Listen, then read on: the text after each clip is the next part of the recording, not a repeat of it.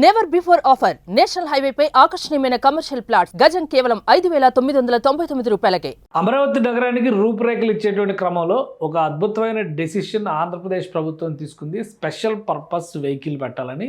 ఇందులో ఏకంగా 7 మెగా ప్రాజెక్టులను భాగం చేస్తున్నట్టుగా సమాచారం ఉంది. ఏపీసీఆర్డీఏ 51వ సమావేశం జరిగింది. ఈ సమావేశానికి ముఖ్యమంత్రి నేతృత్వంలో జరిగిన సమావేశంలో కొన్ని ప్రతిపాదనలు అమరావతి అభివృద్ధికి సంబంధించినటువంటి అంశాలపైన కీలక నిర్ణయాలు తీసుకున్నారు. అందులో స్పెషల్ పర్పస్ వెహికల్ ఒకటి. స్పెషల్ పర్పస్ వెహికల్ అంటే ఏంటంటే ఒక లక్ష్యాన్ని కంప్లీట్ చేసేటువంటి ఉద్దేశంతో ప్రత్యేకంగా దానికోసమే డెడికేటెడ్ వ్యవస్థలు ఏర్పాటు చేయడం, నిధుల కొరత రాకుండా, పనిలో వేగం తగ్గకుండా, అనుకున్నటువంటి కాలావధికి తగ్గట్టుగా పనులు పూర్తి చేసే విధంగా స్పెషల్ పర్పస్ వెహికల్ని రూపొందిస్తారు.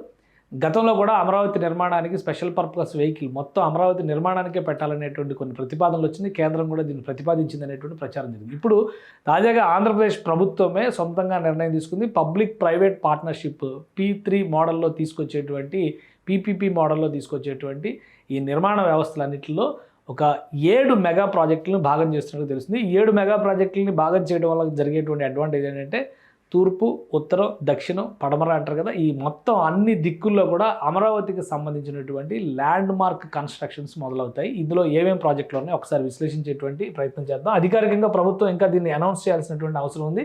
ఇక్కడ కనిపిస్తున్నటువంటి లిస్ట్ చూస్తే కనుక టాప్ ప్రయారిటీలో అమరావతి ఎయిర్పోర్ట్ కనిపిస్తుంది. అమరావతి ఎయిర్పోర్ట్ని సాకారం చేయాలంటే, ఎందుకంటే ఇది ఒక ఫ్యూచర్ విజన్ కింద మనం చూడాల్సినటువంటి అంశం కాబట్టి దాన్ని ముందుకు తీసుకెళ్లాలంటే కనుక ఇప్పటి నుంచే పనులు మొదలు పెట్టాలి. ఉదాహరణకి భోగాపురం ఇంటర్నేషనల్ ఎయిర్పోర్ట్కి సంబంధించిన మొదటి ప్రతిపాదన 1998లో జరిగింది. అప్పటి నుంచి ఇప్పటివరకు ఇంకా కంప్లీట్ కాలేదు. అంటే మన దేశంలో ఏదైనా పని జరగాలంటే ఎంత సమయం, ఎంత ప్రొసీజరు, ఎంత డ్యూరేషన్ అవసరం అవుతుందంటే అది ఒక ఉదాహరణగా మనం చూడొచ్చు. అందుకనే అమరావతి ఎయిర్పోర్ట్కి సంబంధించి రూపురేఖలు ఇవ్వాలంటే కనుక స్పెషల్ పర్పస్ వెహికల్ జాబితాలో దీన్ని చేర్చాలని ప్రభుత్వం భావిస్తుంది. ఇది పక్కాగా ఉండేటువంటిది. రెండవది sports city. Already Amaravati master ప్లాన్లో స్పోర్ట్స్ సిటీ అనేటువంటి ఒక ప్రతిపాదన ఉంది. అయితే దానికి సమాంతరంగా కృష్ణానదికి ఆవల వైపున మరొక నగరాన్ని ఇంటర్నేషనల్ స్టాండర్డ్స్తో అమరావతి ఒలింపిక్ విలేజ్ తరహాలో, ఆ ఒలింపిక్ సిటీ తరహాలో నిర్మించాలని ప్రభుత్వం భావిస్తుంది. దాన్ని కూడా స్పెషల్ పర్పస్ వెహికల్ జాబితాలో పెడుతున్నట్టు తెలుస్తుంది. ఇక ఎన్టీఆర్ విగ్రహాన్ని నీరుకొండ దగ్గర 60 అడుగుల ఎత్తులో ఎన్టీఆర్ విగ్రహాన్ని పెట్టాలని చెప్పని ప్రభుత్వం భావిస్తుంది. దాన్ని కూడా ఈ లిస్టులో పెడుతుంది. ఇక స్మార్ట్ ఇండస్ట్రీస్కి సంబంధించి అమరావతి హరిశ్చంద్రపురం బ్రిడ్జ్ దగ్గర నుంచి యువతల ప్రాంతంలో ఉన్నటువంటి ప్రాంతంలో స్మార్ట్ ఇండస్ట్రీస్ని డెవలప్ చేయాలని చెప్పని రాష్ట్ర ప్రభుత్వం ప్రతిపాదిస్తుంది. వాటిని కూడా ఈ జాబితాలో పెట్టేటువంటి అవకాశం ఉంది. ఇక రివర్ ఫ్రంట్, కృష్ణా రివర్ ఫ్రంట్కి సంబంధించి సమగ్ర ప్రణాళికని డిజైన్ చేసింది రాష్ట్ర ప్రభుత్వం. దానిని ఇందులో పెట్టాలని భావిస్తుంది. ఇక రోప్వేకి సంబంధించినటువంటి నిర్ణయం కూడా ఉంటుంది. అటు కనకదుర్గ గుడి దగ్గర నుంచి భవానీ ఐలాండ్స్ మీదుగా ఇటువైపు రోప్వే ఒక ప్రతిపాదన ఉంది. అది కాకుండా నీరుకొండ దగ్గర కూడా ఒక రోప్వే ప్రతిపాదన ఉంది. కాబట్టి రోప్వేలు కూడా ఈ జాబితాలో చేర్చాలని ప్రభుత్వం భావిస్తుంది. ఇక అన్నిటికీ మించి ఇవన్నీ కూడా ఒక్కొక్క దిక్కున వస్తాయి. ఎందుకంటే అమరావతి ఎయిర్పోర్ట్ అటు దక్షిణం వైపు కనిపిస్తుంది అంటారు, ఇది ఉత్తరం వైపు వస్తుంది అంటారు. ఎన్టీఆర్ విగ్రహం కూడా పడమర వైపు వస్తుంది, ఇది కూడా పడమర వైపు వస్తుంది. ఇట్లా ఈ దిక్కులు వారీగా చూస్తే కనుక ఇన్నర్ రింగ్ రోడ్ వీటన్నిటిని సమరైజ్ చేసేటువంటి ఒక దృశ్య రూపం కాబోతుంది అనేటువంటి సమాచారం వస్తుంది. ఒకసారి చూద్దాం. అమరావతి మాస్టర్ ప్లాన్ ఇది. ఈ మాస్టర్ ప్లాన్ ప్రకారం చూస్తే కనుక ఇది సిటీని డెవలప్ చేయడానికి ప్రభుత్వం రూపొందించినటువంటి ప్రణాళిక. దీనిలో ఒకసారి మనం దిక్కుల వారీగా చూద్దాం ఏ పక్కన ఏది వస్తుంది అనేది. అమరావతి ఎయిర్పోర్ట్ ఈ ప్రాంతంలో వచ్చేటువంటి అవకాశం ఉంది. ఎయిర్పోర్ట్కి సంబంధించి ఇక్కడ భూసేకరణ జరుగుతున్నటువంటి ప్రచారం ఉంది. స్మార్ట్ సిటీకి సంబంధించినటువంటి అన్నీ కూడా ఈ ప్రాంతంలో వచ్చే అవకాశం ఉంది. స్పోర్ట్స్ సిటీకి సంబంధించినటువంటి ల్యాండ్స్ అన్ని ఈ ప్రదేశంలో చూస్తారు. ఇక నీరుకొండ, ఇది మనం జూమ్ చేసి చూస్తే కనుక ఇదే నీరుకొండ. ఇక్కడ ఎన్టీఆర్ విగ్రహం రాబోతుంది. ఇక విజయవాడ దుర్గగుడి దగ్గర నుంచి రోప్వేలకు సంబంధించినటువంటి ప్రతిపాదనలు ఉన్నాయి. సో వీటన్నిటిని సమరైజ్ చేస్తూ వచ్చేదే ఇన్నర్ రింగ్ రోడ్. ఈ ఇన్నర్ రింగ్ రోడ్ అనేది కాలగర్భంలో కలిసిపోయింది అని అందరూ భావించారు. కానీ అది లైవ్లో ఉంది అని చెప్పాను, నేను చాలాసార్లు చెప్పాను. ఎందుకంటే అప్పటికే 2018 నాటికి దీనికి సంబంధించినటువంటి గెజిట్ నోటిఫికేషన్ని రాష్ట్ర ప్రభుత్వం రిలీజ్ చేసింది. జగన్మోహన్ రెడ్డి ప్రభుత్వం ఆ గెజిట్ నోటిఫికేషన్ రద్దు చేయలేదు. కాబట్టి అది లైవ్లో ఉన్న ప్రాజెక్ట్ అని మనం చాలాసార్లు కూడా అనుకున్నాం. ఒకసారి చూస్తే కనుక ఇన్నర్ రింగ్ రోడ్డుకి సంబంధించినటువంటి ప్రతిపాదనల్ని అప్పట్లోనే రాష్ట్ర ప్రభుత్వం ఇచ్చినటువంటి గెజిట్ నోటిఫికేషన్లో పేర్కొన్నటువంటి అంశాలను మనం ఒకసారి చూస్తే కనుక ఇన్నర్ రింగ్ రోడ్డు అమరావతికి సంబంధించి, ఇది అమరావతి మాస్టర్ ప్లాన్కి సంబంధించినటువంటి మ్యాప్.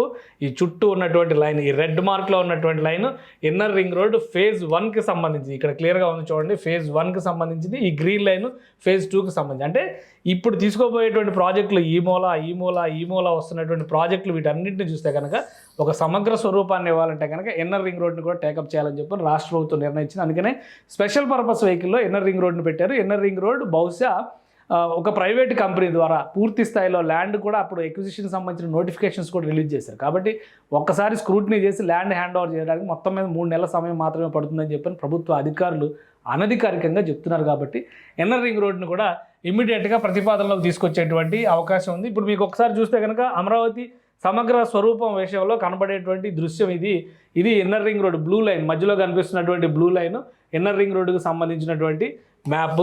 సో ఈ మధ్యలోనే మొత్తం అంతా కూడా ఈ మధ్యలోనే జరుగుతుంది డెవలప్మెంట్ అంతా. ఇప్పుడు స్పెషల్ పర్పస్ వెహికల్ కింద పెట్టబోతున్నటువంటి ప్రాజెక్ట్స్ అన్నీ కూడా including smart city, sports city, Amaravati airport అవన్నీ కూడా ఈ పరిధిలోకి వస్తాయి. దీనిపైన ఒక సమగ్రమైన కసరత్తు చేయడం ద్వారా అధికార యంత్రాంగం ఒక నోట్ ప్రిపేర్ చేసేటువంటి అవకాశం ఉంది. క్యాబినెట్ అప్రూవల్ తర్వాత ఈ స్పెషల్ పర్పస్ వెహికల్లో పెట్టబోతున్నటువంటి ప్రతిష్టాత్మక ప్రాజెక్టుల లిస్ట్ని ఫైనల్ చేసేటువంటి అవకాశం ఉంది. ఇప్పుడు వరకు ఉన్నటువంటి సమాచారం ప్రకారం చూస్తే 7 ప్రాజెక్టులు పక్కాగా ఎస్పీవీ కిందకి రాబోతున్నాయి. ఎస్పీవీ కిందకి వస్తే కనుక కనీసం 3 నెలల నుంచి 6 నెలల వ్యవధిలో ఈ పనులన్నీ కూడా ఇక్కడ మొదలుపెట్టేటువంటి అవకాశం ఉంటుంది. వీటి టార్గెట్ కూడా 3 సంవత్సరాల లోపు మొదటి ఫేజ్ అంటే మొత్తం కంప్లీట్ చేయకపోయినా కానీ దశల వారీ ఆవిష్కరణ జరగాలనేటువంటి సంకల్పంతో రాష్ట్ర ప్రభుత్వం ఉంది. అంటే 2028-29 నాటికి అమరావతిలో 4 దిక్కులా కూడా 4 రకాల బలమైనటువంటి విస్తారమైనటువంటి అతిపెద్ద ప్రాజెక్టులు వచ్చేటువంటి అవకాశం ఉంది. ఇప్పుడు అమరావతికి కావాల్సినటువంటి road network, infrastructure network, electricity, drainage, water supply ఇవన్నీ కూడా ఆల్రెడీ ప్రభుత్వమే చేస్తుంది.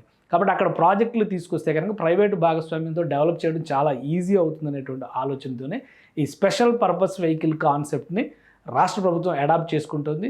ఆల్రెడీ సిఆర్డీఏ సమావేశంలో దీన్ని అప్రూవ్ చేశారు. కాబట్టి ఇది as per the proceedings cabinet అప్రూవల్కి వెళ్లాల్సి ఉంటుంది. క్యాబినెట్ నోట్ ప్రిపేర్ చేస్తారు. తర్వాత జరగబోయేటువంటి క్యాబినెట్ సమావేశంలో దీన్ని అప్రూవల్ చేస్తే కనుక ఈ బాధ్యతలన్నింటినీ కూడా సిఆర్డీఏకి కట్టబెడుతూ క్యాబినెట్ నిర్ణయం తీసుకునేటువంటి అవకాశం ఉంటుంది. అప్పుడు సిఆర్డీఏ ఒక్కొక్క ప్రాజెక్టుకి సంబంధించినటువంటి అంశాలన్నింటినీ కూడా టెండర్ల రూపంలో ప్రాసెస్ చేసి ఎవరిని ప్రైవేట్ పార్ట్నర్స్గా సెలెక్ట్ చేయాలనేటువంటిది డిసైడ్ చేస్తారు. కాబట్టి ఈ ప్రాసెస్ అంతా అవడానికి 3 నుంచి 6 నెలల సమయం పట్టొచ్చు. కానీ నిన్న అనౌన్స్ చేశారు, ఇవాళ అవ్వలేదని చెప్పిన అడిగితే మనం ఏం చేయలేము. కాకపోతే ప్రభుత్వం ఒక ప్రణాళిక ప్రకారం సమయాన్ని సద్వినియోగం చేసుకోవడం, ప్యారలల్గా సమాంతరంగా పనులు చేసుకుంటూ వెళ్ళడం, నిధుల కొరత రాకుండా ఉండాలంటే కనుక ఎస్పీవీ కేటగిరీలోకి తీసుకొచ్చి ప్రభుత్వం ఇవ్వాల్సినటువంటి సహకారం ఇవ్వడం, ప్రైవేటు భాగస్వామ్యాన్ని ఇందులో మేళవించడం, ఇదే కాన్సెప్ట్తో ఇప్పుడు ఎస్పీవీ పైన ఆంధ్రప్రదేశ్ ప్రభుత్వం స్పెషల్ ఫోకస్ పెట్టింది. సుమన్ టీవీలో మీ పర్సనల్ అండ్ బిజినెస్ ప్రమోషన్స్ కోసం కింది నెంబర్కి కాంటాక్ట్ చేయండి.